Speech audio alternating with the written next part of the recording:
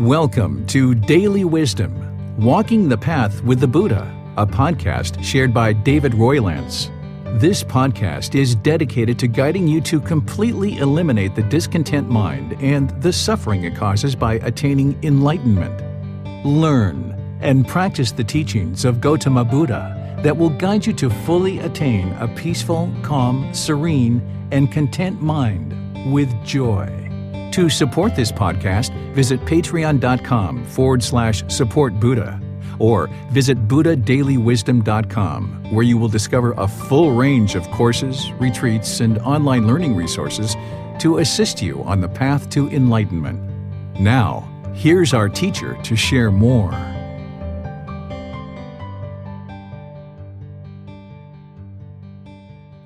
Chapter 7, The 5 Precepts, a Householder's Guide to Daily Practice. Gotama Buddha gave us guidance to conduct life without harm to other beings or ourselves. This is titled The 5 Precepts.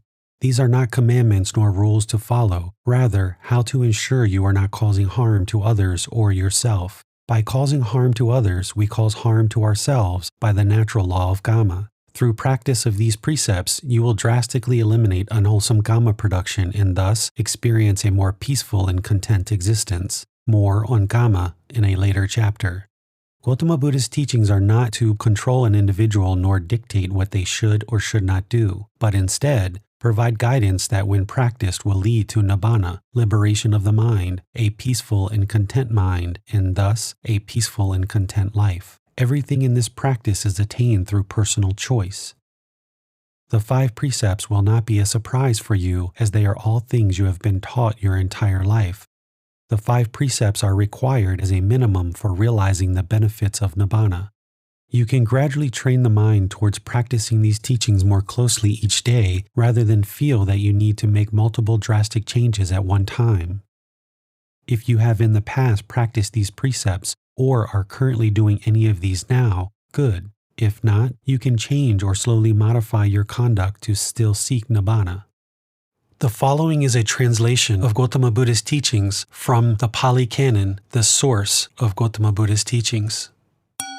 1. Abandoning the taking of life, refraining from taking life, without stick or sword, scrupulous, compassionate, trembling for the welfare of all living beings. This is often translated in other writings as do not kill, or no killing, or intentional taking of life. As you see here in this direct translation, we get much more details directly from Gotama Buddha himself.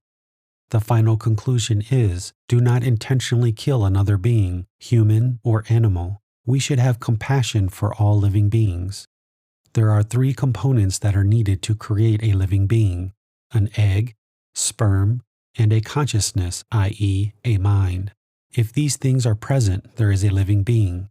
Plants do not have a mind. While we may consider them as being alive, they are not living beings. Bacteria are not a living being. Euthanasia of a human or animal, termination of pregnancy, suicide, assisted suicide, capital punishment, attacking in war, or any government-sponsored killing are all the intentional killing of another being.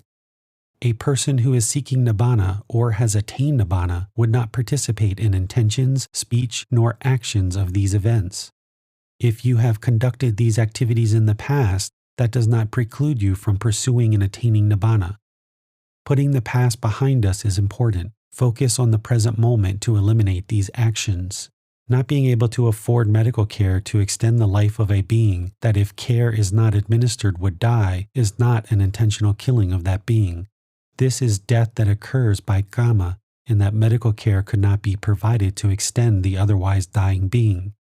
There was no intentional action to kill the being, and if the resources were available, the life of the being would have been saved. The being was not intentionally killed, but instead died due to lack of resources. In a perfect world, the resources would have been available and the being would be saved. If insects land on you, blow them off or take them off with a flick or a swipe of the hand. If you unintentionally kill an insect or another being, you did not cause the intentional death of that being.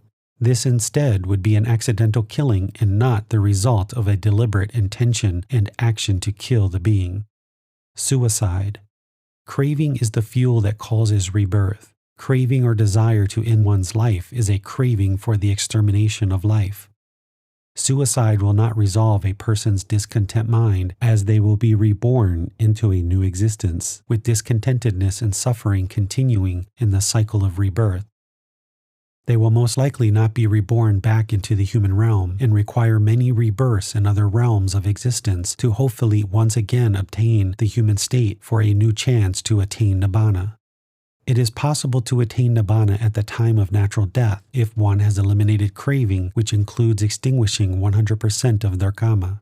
If a person experiences 100% of their kama in this human existence, to experience natural death without craving for the extermination of life, they have the ability to attain Nibbana at death and escape the cycle of rebirth. If a person has craving to exterminate their life, they have not extinguished craving 100% and will be reborn. A person who works towards extinguishing all craving and experiences 100% of their kama will not be reborn to experience life in a new existence. Avoiding natural death is a craving for the extermination of life and will continue the suffering of a person for countless more rebirths. Obtaining the human state is extremely rare and should not be wasted. A being who has a desire to end their life should learn and practice these teachings while in this current human form to attain Nibbana, which would eliminate the desire to end one's life through wholesome practices that train the mind. Nibbana is the only permanent solution to end all discontentedness of the mind and the suffering it causes. Defense and protection. There may come a time in life where you need to defend the body from an attacker. Should you find the body in this situation, it is understandable if the decision is to defend against bodily harm in that immediate moment to protect the body or the safety of those around you. However, keep in mind that there are many choices and decisions that can be made each day to ensure we do not find ourselves in a situation where the body is attacked. Having a well-developed mind and purity of mind is your first line of defense and protects the body from negative events and experiences, i.e., unwholesome kama. If the body is being attacked due to your speech or actions, that is kama, and due to your speech and actions, another person is chosen to attack the body. To avoid this, practice the Eightfold Path as your life practice to extinguish all unwholesome kama production. If you find yourself in an unprovoked attack and you can run away to avoid the situation, you should. However, removing the body from the situation is not always possible. If you need to defend the body in that immediate moment to be safe, you can. If there is a way for you to defend against bodily harm without killing the attacker, that would be best but not always possible. Defend the body with as little harm to another being as possible while ensuring the body is safe and protected. Do not prolong the defense and only apply as much force as is required to provide for the immediate safety and the safety of those around you. Consuming animal products. Vegan. Gotama Buddha was supposedly asked about whether it is important for the ordained practitioners to be vegan during his lifetime. It is rumored that his reply was in the line of, "The intentional killing or action of killing of an animal is done by another being, and that person is producing the unwholesome kama." Gotama Buddha explained how as an ascetic they must accept whatever is given to them and not show a preference. Gotama Buddha did include in his Eightfold Path the wrong livelihoods of business and meat and business and living beings, so he understood the massive amount of unwholesome kama produced through these activities, which we are currently seeing the results of today. He encouraged us not to participate in these livelihoods as a way to sustain our life. You can also see in his very first precept, his teachings are that we should practice abandoning the taking of life, refraining from taking life without stick or sword, scrupulous, compassionate, trembling for the welfare of all living beings. Gotama Buddha taught that no one should kill a living being, as this produces unwholesome kama. Any harm caused will be returned to us through the natural law of kama. There are no contradictions in Gotama Buddha's teachings. Based on his central teachings and guidance, we should practice right livelihood by not having business in meats or business in living beings. One should practice the first precept of not killing living beings, living compassionately and trembling for their welfare. We can understand that the rumor shared in some Buddhist communities that eating meat does not cause any unwholesome karma and can be considered just that, a rumor. Gotama Buddha understood the effects of killing living beings and the harm it would cause those living beings, and thus that harm would be returned to us as we are witnessing today. Someone that is practicing these teachings and may be interested to practice them very closely will choose to be a vegetarian or vegan to seek Nibbana.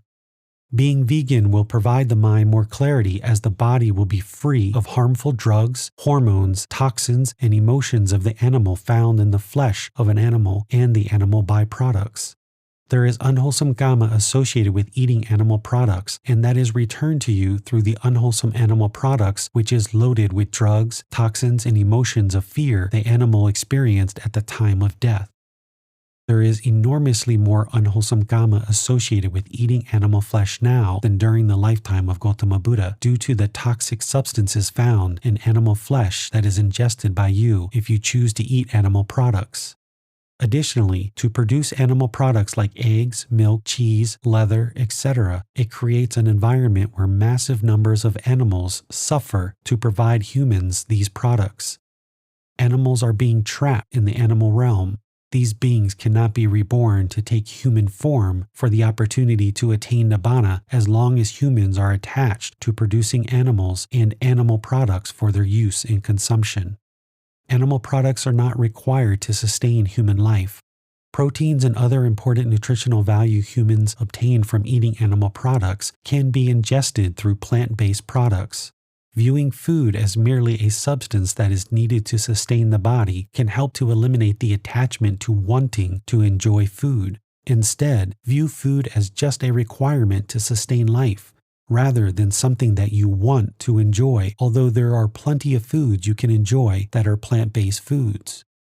Eliminating the attachment to the sensual pleasure of the tongue can help you gradually eliminate the attachment to animal products. By not eating animal products, you can find joy in knowing that your eating habits are not causing harm to another being, and you will benefit from the healthy effects of a plant-based food supply. The important teaching here is do not intentionally kill another being while having compassion for all living beings. If we are eating animal flesh and or using animal products, how could we have compassion for all living beings? Gotama Buddha as an ascetic could not choose his food. As householders, we can choose our food and choose what we offer to ascetics. Choosing a vegan lifestyle is a choice to do no harm to other beings.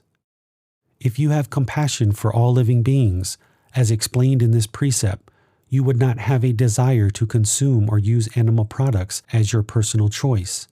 As with all these teachings, you can gradually train the mind to move in this direction. All beings that exist today have experienced countless rebirths in multiple forms, including countless animal rebirths. Gotama Buddha explained that it would be difficult to find a being in existence that has not previously been our mother, father, sister, brother, or some other relative in a past existence.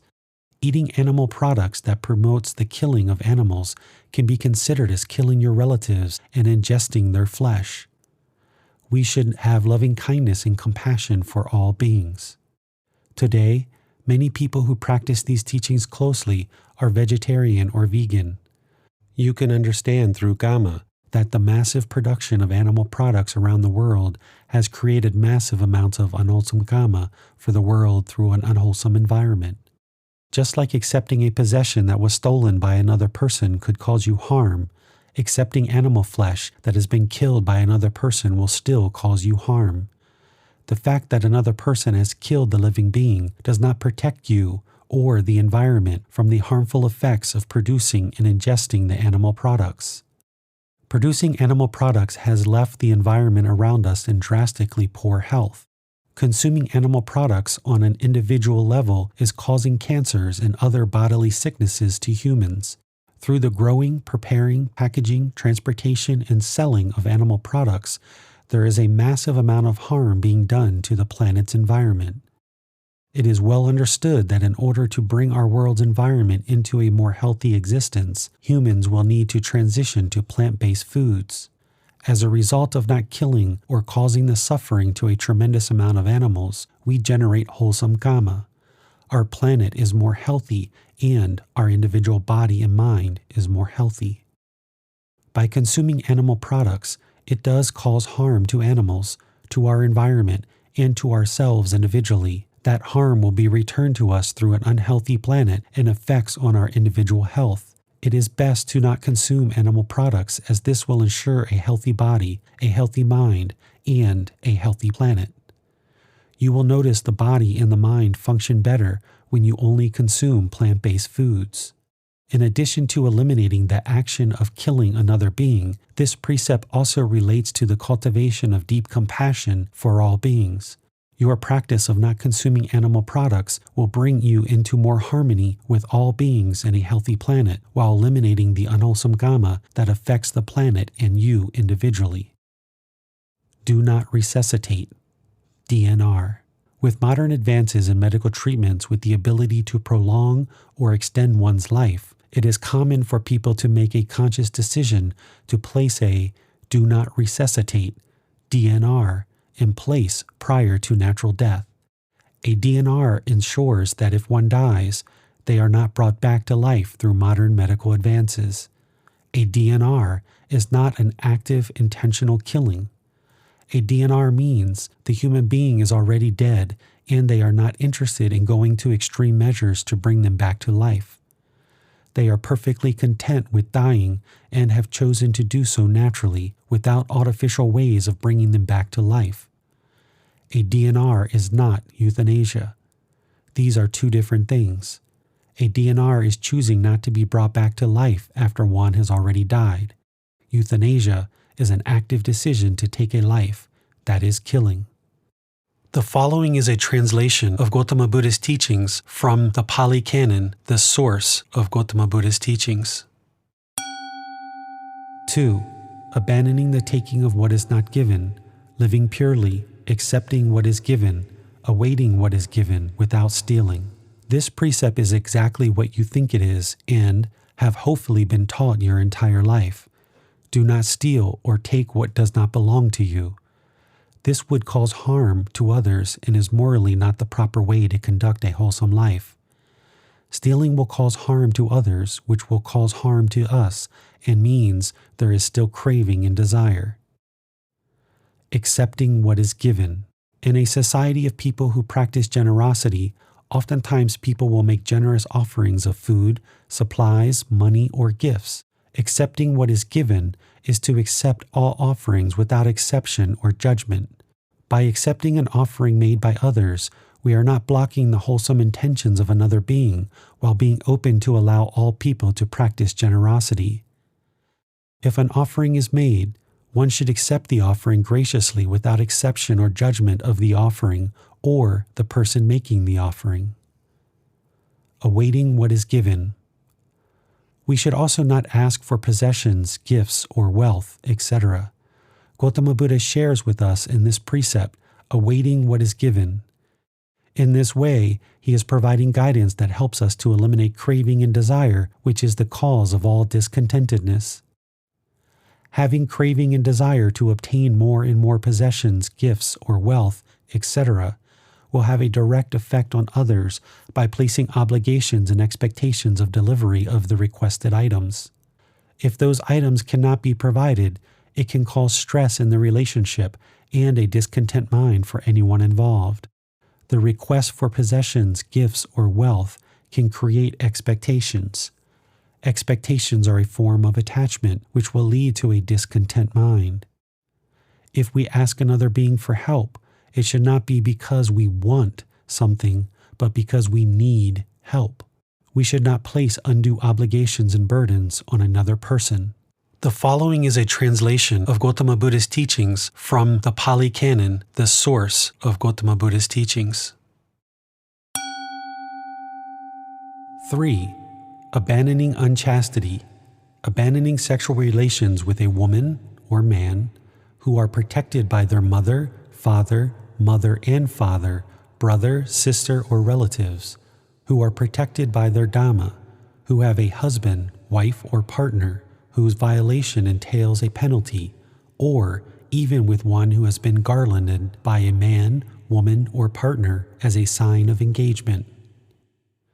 This is often translated in other writings as no sexual misconduct. As you see here, the sexual conduct that is suggested to abstain from involves sexual actions that would cause harm to other beings. Sex with minors, sex with multiple partners, i.e., unchastity, sex while living in the home of relatives and while still being guided in life by relatives. If relatives have accepted a committed relationship and allow you to cohabitate in their home, they have accepted the committed relationship and understand sexual contact is part of your relationship.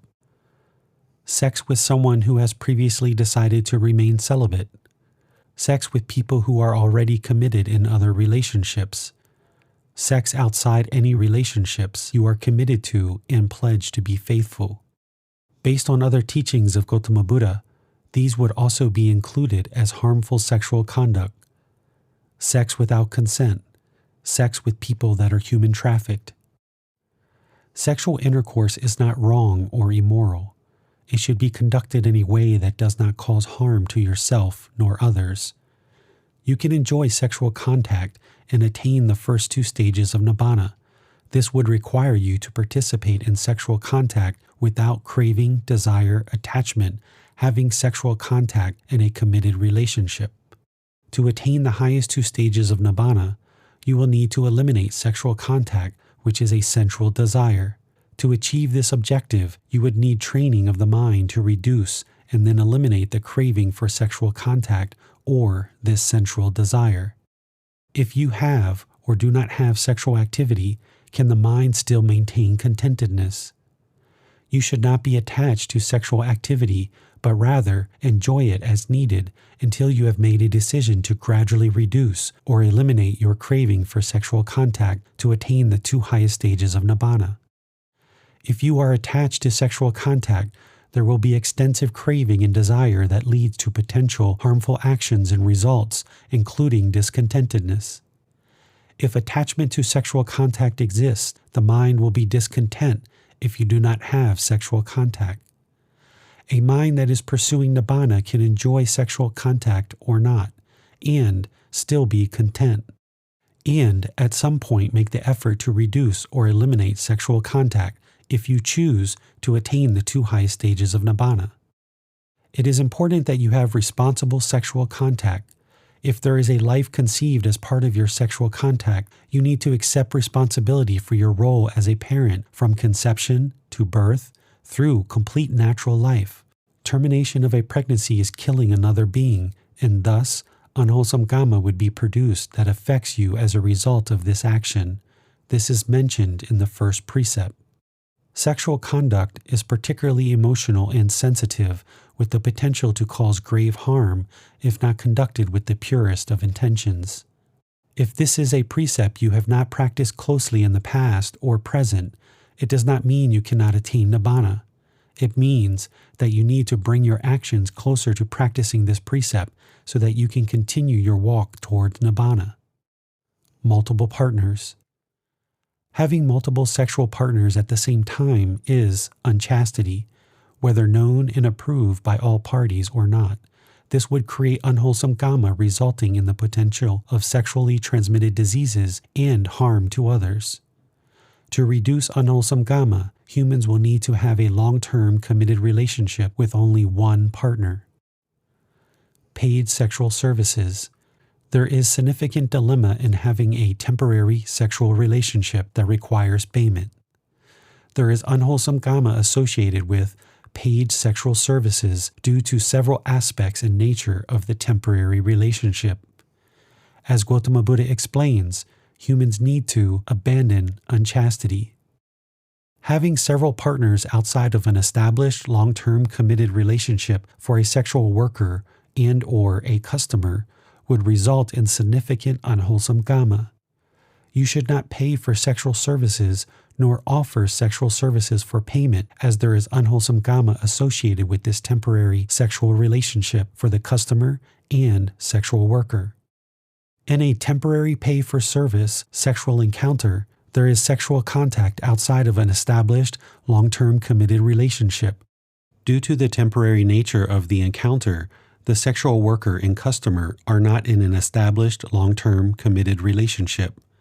The sexual worker could be a minor, human trafficked, and either party, the sexual worker or customer, could have sexually transmitted diseases. The sexually transmitted diseases, guilt, and shame are the unwholesome Gama production for both the customer and sexual worker. This is the effect. The cause of the sexually transmitted diseases, guilt or shame, is the unchastity, having sexual contact outside of a committed relationship.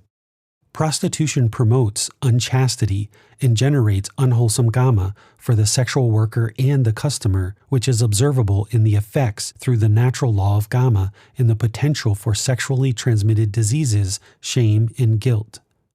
Providing money to a partner in an established, long-term committed relationship to sustain their life is not a temporary sexual relationship and is not considered paid sexual services. An established long-term committed relationship is an effort to develop a lasting, loving relationship, and the money offered to this partner is an act of generosity. Humans should have sexual contact only in an established long-term committed relationship to ensure no harm, and thus no unwholesome Gama production through sexual contact. Same-sex partners. I think it is important to note that there is no teaching that sex with the same gender, same-sex relationships, would preclude one from pursuing Nibbana.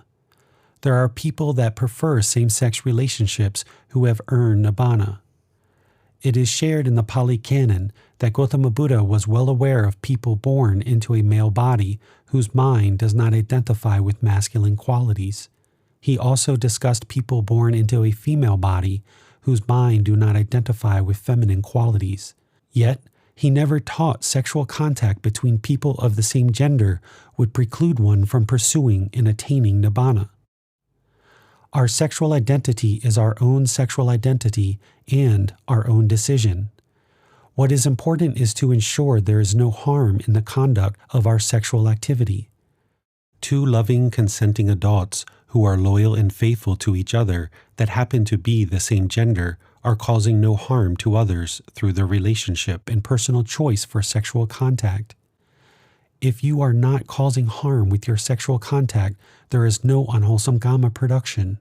Therefore, as you learn and practice this precept to understand Nibbana, you will come to know that relationships of the same gender cause no harm to others. People who would like to seek Nibbana and maintain a loving relationship with the same gender can do so while pursuing Nibbana. Sexual activity is a pleasurable and natural part of life. It is not wrong and does not need to be avoided. What needs to be avoided is unwholesome sexual practices as described in this important precept that would cause harm to other beings. To attain Nibbana as a non-returner or arahant, one would need to eliminate sensual desire, which includes sexual contact. Transgender. During Gotama Buddha's lifetime, he shared with students that he observed people who are born into male bodies when the mind does not identify with masculine qualities.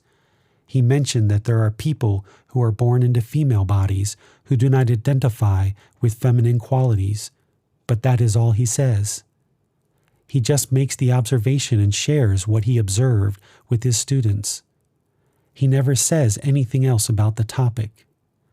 If one understands the cycle of rebirth, in that we have all been countless beings in the past of various species and various genders, it is completely understandable that a body and mind coming together right now in this human form does not necessarily match in gender, meaning the body can be of one gender and the mind may identify with a different gender. This is completely normal. It is a normal part of life. Additionally, for one who understands the universal truth of impermanence, it is completely normal and understandable that not every single human born with male sexual organs is going to identify with masculine qualities, and not every single human that is born with female sexual organs is going to identify with feminine qualities. This is completely normal and matches exactly with what Gotama Buddha taught on the topic of impermanence. Gotama Buddha had nothing to teach on this subject other than make the observation and share that observation because it is completely normal. There is no teaching that anything is wrong or that one should have negative feelings towards a human being whose mind does not identify with the sexual organs of the physical body. Gotama Buddha taught to love all beings, have compassion for all beings, to be kind to all beings, to be polite to all beings, to be respectful to all beings, etc. There is no one or nothing that we should hate or have anger towards. Those whose mind and body do not identify with the same gender, those who prefer same-gender relationships, and those who prefer opposite-gender relationships, and those who prefer no life partner at all, are all the same, completely normal. We are all human beings, and the more we love and care for one another, the world only gets better and better. Masturbation. Masturbation is sometimes thought of as immoral. That is not true, as one who masturbates is not causing harm to other beings through the self-pleasing sensual pleasure. Gotama Buddha's teachings are about not harming other beings. Thus, masturbation has nothing to do with another being, and you are not causing harm with this conduct. Masturbation is a practice that can be used to thin your sexual craving so that you can ultimately eliminate the craving for sexual contact if you choose. The highest stages of enlightenment require thinning or eliminating sensual desire, which includes sexual contact with a partner. Masturbation can be used to gradually train the mind to reduce or eliminate this sensual desire of sexual contact with a partner. Excessive masturbation can be destructive to your own mind, as the craving for sensual desire will cause a discontent mind, and one should work to eliminate this craving as they progress closer to enlightenment. To attain the highest two stages of Nibbana, masturbation would need to be extinguished to eliminate the fetter of sensual desire. The following is a translation from the Pali Canon, the source of Gotama Buddha's teachings. 4. Abandoning false speech, refraining from false speech, a true speaker, one to be relied on, trustworthy, dependable, not a deceiver of the world. This is often translated as, do not lie. That is correct, and most of us have been taught this our entire life. There is further and deeper meaning here in this precept. We should not gossip, slander, lie, or talk with deceit. While most countries have freedom of speech laws, having false speech and the freedom to do it under the law does not mean it is correct, proper, or wholesome. It can cause harm to others if speech is untruthful and therefore will cause harm to you. Just because you are following the law regarding speech does not mean you have a pure mind and will earn Nibbana. It is important to engage in wholesome and purposeful speech that does not harm others. See right speech as part of the Eightfold Path for more details on speech. Gotama Buddha understood Kama so well and the need to speak the truth, he did not even lie as part of a joke. I will not utter a falsehood even as a joke. The following is a translation from the Pali Canon, the source of Gotama Buddha's teachings. Even so hollow and empty, Rahula, is the recluseship of those who are not ashamed to tell a deliberate lie. So too, Rahula, when one is not ashamed to tell a deliberate lie, there is no evil, I say, that one would not do. Therefore, Rahula, you should train thus. I will not utter a falsehood even as a joke. Translation by Bhikkhu Bodhi in the year 2009. The following is a translation from the Pali Canon, the source of Gotama Buddha's teachings. 5. Refraining from strong drink and sloth-producing drugs, the basis for heedlessness. This precept is often translated as, do not take intoxicants. The purpose of pursuing Nibbana is to clarify and purify the mind. If we take substances with the intention to become heedless, this only complicates the process towards Nibbana, as you will find it difficult to observe the true mind and you will lack right mindfulness. Being heedless with alcohol, drugs, or other substances, either legal or illegal, does not promote a mind that is on a path to becoming clean, clear, and pure. The meaning of heedlessness is careless, thoughtless, inattentive, uncalm, unaware, or unmindful. If one chooses to become heedless, they are more likely to not practice the other 4 precepts. This means that when one is heedless, they are more likely to kill, steal, commit sexual misconduct, or have false speech causing untold amounts of unwholesome karma. Therefore, this precept is very important, and anyone interested to attain Nibbana should deeply consider whether substances that cause heedlessness is helping or hurting them on the journey to a peaceful, calm, serene, and content mind with joy. Based on the negative effects these substances have on the body and the mind, if you view them as poison, this can assist you in your training to eliminate these substances. There is no wholesome purpose to ingest substances that cause heedlessness, so why do it? Marijuana. Marijuana is a substance that has recently been known to provide significant medical benefits for patients. An individual consuming marijuana for medical purpose and not for the sake of heedlessness would be practicing this precept properly. Only you know your true and real intention in using marijuana.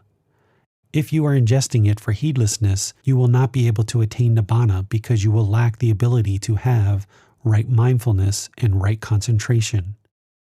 A person who is ingesting marijuana for medical purposes would most likely be interested in looking for versions of this plant that have a low level of THC and a high concentration of CBD.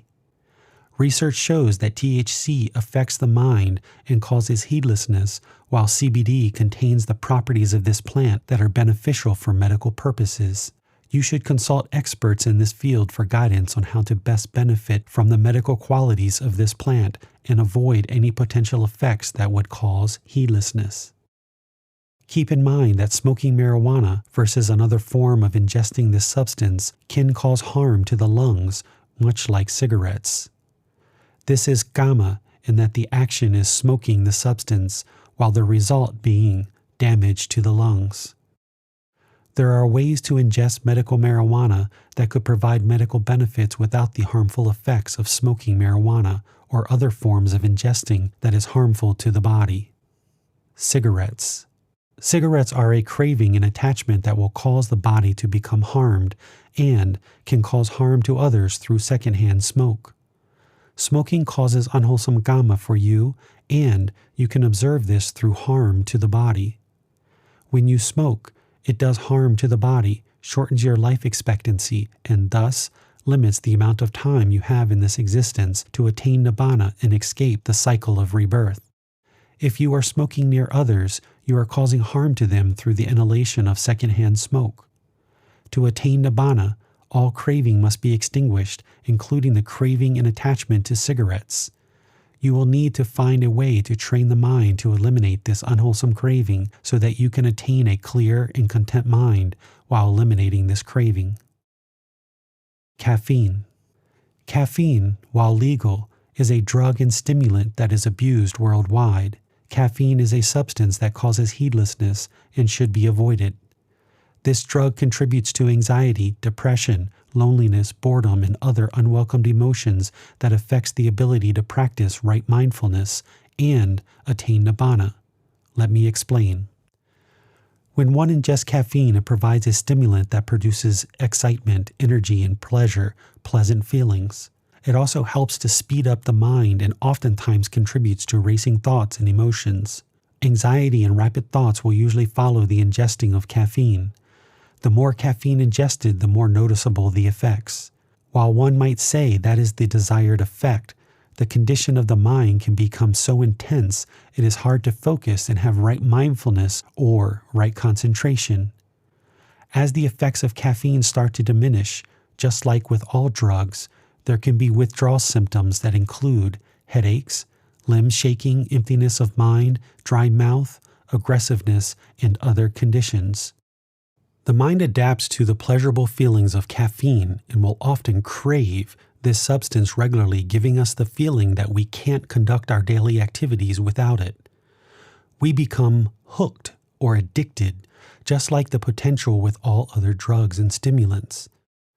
With repeated use, the mind becomes trained and reliant on this substance to get excited, awake, and have pleasurable feelings.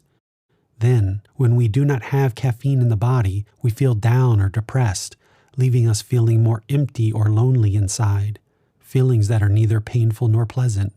This up and down of emotions through use of caffeine can be mistaken as symptoms of bipolar disorder or other conditions, pleasurable feelings and painful feelings, excitement and then lethargy. By purging this substance from the body, you can see that your real true emotions can be quite stable and calm. You do not need to rely on this substance or be attached to this substance, as you can feel more stable, experiencing the calmness and peacefulness that already exist inside the mind.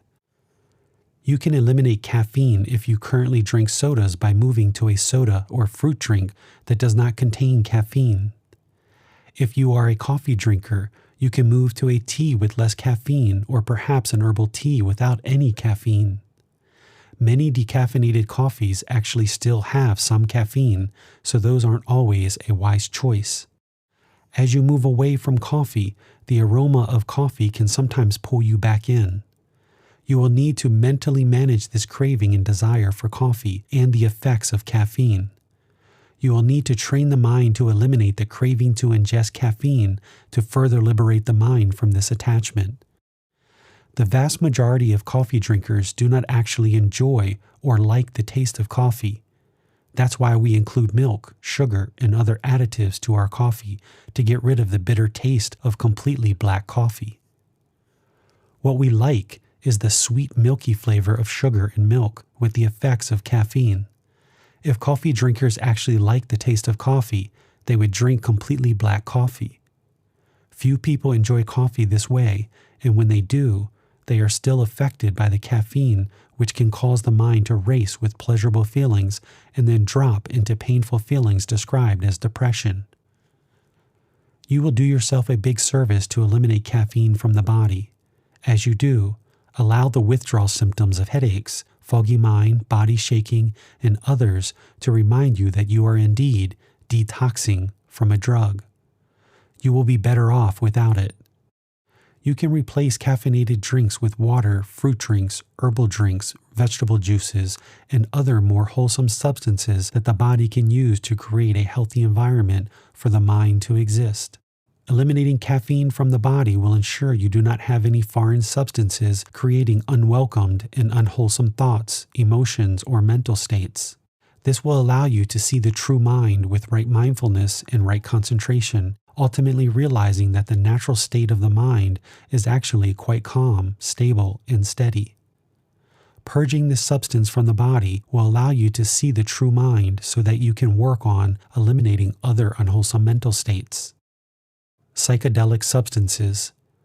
Throughout history and in current times, people have relied on psychedelic substances to induce temporary periods of deep thinking and deep thought. These substances can provide pleasurable feelings that become enveloped into the mind. Psychedelic substances that produce these mental states are impermanent pleasant feelings.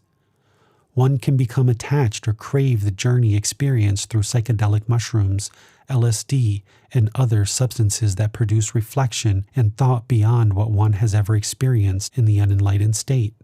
Some feel that through ingesting these substances, it will make their path to the enlightened state more streamlined or rapid. The mind will produce many reasons and rationale for the various habits and activities one decides to pursue as reasons to continue attachment to avoid elimination of various cravings.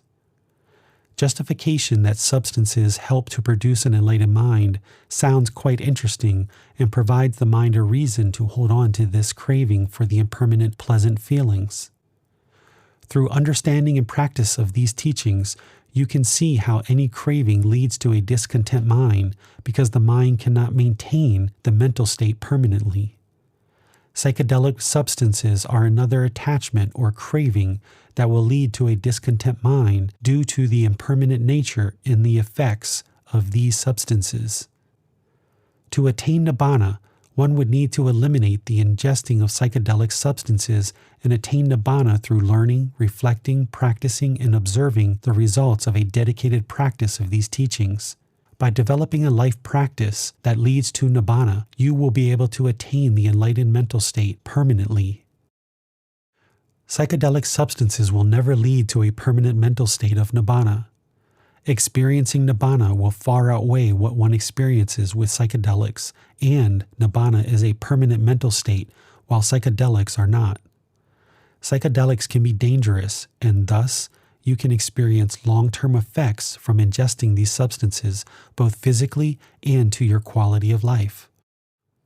There are no shortcuts or rapid paths to Nibbana. One needs dedication and commitment to learning and practicing the teachings of Gotama Buddha with teachers who have already attained Nibbana as guides. It makes sense that in our modern society, there are some who would convince themselves that there is a quick fix of the mind that involves ingesting a psychedelic substance to produce enlightenment. If the path to Nibbana was as simple as ingesting a certain substance, Gotama Buddha would not have needed to teach for 45 years. If attaining the enlightened mind was as easy as ingesting a psychedelic substance, then the entire world would already be enlightened, as this information would surely spread throughout the world for everyone to rapidly attain the permanent mental state of Nibbana. Nibbana does not require any external substance or any external possession. To attain Nibbana, you will need to develop the mind into a pure mind through learning and progressing along the path, making wise personal choices to a dedicated practice of these teachings. There are no shortcuts. Additional notes. The legality of certain speech or actions versus that which produces Nibbana are sometimes two separate things, unless a government has organized in such a way to follow these teachings. I am not currently aware of any government that is set up entirely in line with these teachings. This is why it's important that you study, learn, and implement these teachings into your own life. By merely following the law, this will not produce a pure mind or Nibbana. Depending on your lifestyle, there are increased numbers of precepts. The precepts one chooses to practice is up to the individual and their lifestyle. However, the 5 precepts is a baseline minimum that is required for all individuals to attain Nibbana. The end of each chapter will have learning resources for further exploration. You will be able to explore videos, podcasts, quizzes, etc. to deepen your learning of the content you read in each chapter. Please see the ebook for more details on these resources. As you have questions or need clarification on these teachings, you are welcome to post those into the Facebook group Daily Wisdom, Walking the Path with the Buddha, or contact the author privately for in-depth learning. Daily Wisdom, Walking the Path with the Buddha. Facebook.com/groups/Daily Wisdom 999. Thank you for listening to this podcast. To provide support for this podcast, visit patreon.com/support Buddha. To access more teachings, visit buddhadailywisdom.com.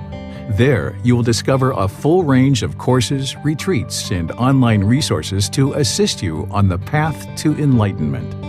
Remember to establish a daily, consistent meditation practice, along with learning and practicing these teachings. A well-developed meditation practice is the foundation in which to train the mind to attain enlightenment.